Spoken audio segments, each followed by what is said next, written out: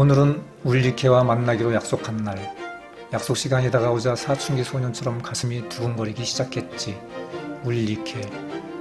사실 나는 그녀 이름도 나이도 몰라. 그녀에게 물어본 적도 없고 그녀도 나에게 말해준 적이 없으니까. 단지 내가 젊은 시절 문학작품을 통해 좋아했던 게테의 많은 여인들 중에 게테가 사랑했던 소녀 울리케와 닮았다고 생각했어. 그래서 울리케의 이름을 차용해서 내가 붙여주고 오직 나 혼자만이 그녀를 부르는 이름이야. 내가 울리케를 만나게 된 것은 뜻밖의 7월 27일 오전에 여기 바교에서 150km 정도 떨어진 지점에서 발생한 7.1 규모의 지진 때문이었지. 지진이 만들어준 인연이었기에 지진 이야기를 하지 않고는 그녀의 이야기를 할 수가 없어. 들어보라고.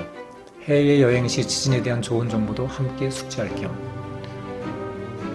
아침을 먹고 나서 반바지에 런닝 셔츠 차림으로 소파에 앉아 커피를 마시며 밤사이에 온 페이스북 친구들의 메시지를 답장하고 있었지. 갑자기 몸이 앞뒤로 크게 흔들리는 거야. 나 혼자 사는 집인데. 누군가 나의 집에 숨어들어 장난치는 것도 아닐 테고 탁자의 물병이 넘어지는 것을 보곤 순간 지진이구나 직감했지. 지하 4층, 지상 5층 구조의 콘도미니엄 건물이 쓰러지고 있다고 생각했어. 2층 가장 안쪽에 거주하고 있던 나는 손에 들고 있던 스마트폰과 소파에 벗어놓은 티셔츠만 손에 들고 건물 입구를 향해 총알같이 달렸어. 마치 영화의 주인공이 연쇄적으로 묻어내리는 터널을 순식간에 뛰어 통과하듯. 정신없이 뛰는 동안 뒤쪽에서 쨍그렁 깨지는 소리, 후당탕 넘어지는 소리, 이어서 아이의 울음소리. 다행히 다친 사람 없이 모든 사람들 도로가로 나와 건물만 멍하니 바라보고 있더라고. 지진이 좀 수그러들자 모두들 스마트폰에 집중하더군. 이어서 내 스마트폰도 소란을 피우는 거야. 대사관에서 안내 문자, 삑삑삑. 몇몇 필리핀 페북 친구들로부터의 안부 메시지. 바기오 한국 교민 카톡방에 카톡. 안부 메시지에 답하랴, 지진 상황 파악하랴, 혹시 모르니 한국의 집에도 지진 상황 전해주고. 지진이 발생하니 제일 바빠지는 건 스마트폰이더라고.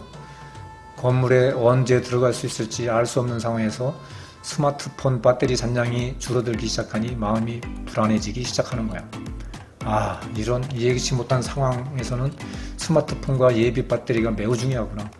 다음에 대피할 일이 생기면 충전된 배터리 한 개쯤은 가지고 나와야겠어. 배터리 아끼기 위해 스마트폰을 주머니에 넣고 주위를 둘러보니 대부분 사람들은 간편 복장으로 도로 경계석에 걸터앉거나 담장에 편익이 되어 스마트폰에 열중하고 있더라고. 그러나 오직 투피스의 정장 차림으로 도로에 우뚝 서있는 20대 소녀. 바로 그녀였어. 울리케. 모든 사람들이 복장을 갖춰 입을 겨를도 없이 편한 복장을 입고 튀어나온 반면 울리케 혼자만이 출근길에 사무실 입구에서 지진을 만난 것 같아. 본래 아름다운 외모에 혼자만 정장을 입고 서 있으니 마치 군계 일학이라는 사자성어가 떠오르더라고. 아, 아름다운 울리케. 지진 상황이 종료되어 방에 들어와 큰 지진 후에는 반드시 있다는 여진에 대한 준비를 해놓고 쉬고 있는데 오후 4시쯤 오전보다 약했지만 탁자의 물병이 흔들릴 정도의 진동이 또 오는 거야. 이번엔 미리 문 앞에 비상 물품을 모아놓은 덕분에 여유있게 배터리와 지갑을 챙겨들고 밖으로 나왔지. 또 1등. 과연 패스트맨이란 별명을 얻을만해. 그런데 이번엔 아무도 안 나와 혼자 1등인 거야. 이거 참 쑥스럽군. 내가 너무 예민했나? 2번의 진동을 경험하고 나니 혹시 건물이 무너지면 어쩌나. 이 건물이 내진 설계는 잘 되어 있을까? 혹시 기둥에 크랙이라도 생긴 건 아닌지. 그래, 직접 살펴보고 건물에 문제 있으면 빨리 안전한 집을 찾아 이사가야지. 외부를 둘러보니 문제 없었고 지하층 내부 기둥을 보기 위해 영어 학원이 입주해 있는 지하 4층으로 내려갔어. 마침 출입문이 열려있기에 들어가 기둥과 벽면을 살펴보고 있는데 오전에 보았던 그 여인이 나에게 다가오는 거야. 순간 무의식 중에 아, 울리케. 여기서 근무하시는군요. 울리케라니요. 저 울리케 아닌데요. 우리 사무실엔 울리케라는 사람도 없어요. 당신은 잘못 찾아오신 것 같아요. 아, 네. 울리케는 당신의 이름을 몰라. 제가 당신을 지칭해서 부르는 이름이에요. 그럼 저를 찾아오셨다는 말씀인가요? 그건 아니고 이번 지진 때문에 걱정이 되어 건물에 손상이 있나 조사 나왔습니다. 그럼 시청 공무원이신가요? 아니요, 그럼 건물주인인가요? 건물주도 아닙니다. 저는 단지 2층에 사는 건물 임차인입니다. 오전에 있었던 지진 때문에 걱정이 되어 좀 살펴보러 왔습니다. 아, 보안이 한국 사람 같은데 놀랬겠네요. 제가 안내할 테니 따라오세요. 그리곤 우리 층 학원 원장에게 저를 건물주라고 소개하는 것이었습니다. 지하 1층까지 4개 층을 모두 그녀에게 안내를 받았고 다행히 건물 손상은 없었습니다. 제가 물었죠. 왜 저를 건물주인이라고 소개했죠? 지진이 있은 후 이 건물주인은 조사는커녕 와보지도 않았어요. 당신이 건물주보다 더 낫네요. 당신이 진정한 건물주인입니다. 그리고 왜 저를 울리케라고 부르시는 거죠? 아, 네. 울리케는 독일이 대문호 게테가 74세 때 사랑하고 청혼했던 아름다운 19세 소녀의 이름입니다. 당신이 모습이 그 울리케를 닮았다고 생각했어요. 그래요? 재밌네요. 그럼 저도 당신의 이름을 지어줄게요. 보우너 게테라 부를게요. 게테라 불러주시니 고마워요. 그런데 게테 이름은 보우너 게테가 아니고 볼프강 게테입니다. 아니에요. 당신의 이름은 보우너 게테예요. 볼프강이 아닌 보우너. 무슨 뜻이라도 있나요? 빌딩 오너를 합성해서 제가 당신에게 만들어준 이름입니다. 하하하, 당신은 아름답기도 하지만 매우 재치가 있어요. 그렇게 불러주시니 고마워요. 그리곤 무슨 말을 해야 할지 몰라 머릿속이 하얘지는데 울리케가 말하는 것이었어요. 당신은 아직 영어가 서툴러요. 다음 주부터 제가 1시간 수업 시간 빼놓을 테니 제 방으로 영어 공부하러 오세요. 네, 좋아요. 그럼 제가 당신을 선생님으로 모실게요. 그리고 오늘이 드디어 기다리던 영어회화 첫 수업 시간. 설레이는 마음을 진정시키기 위해 지난번 지진 이야기를 다시 꺼냈습니다. 두 번째 진동이 있었을 때는 왜 대피를 안 했나요?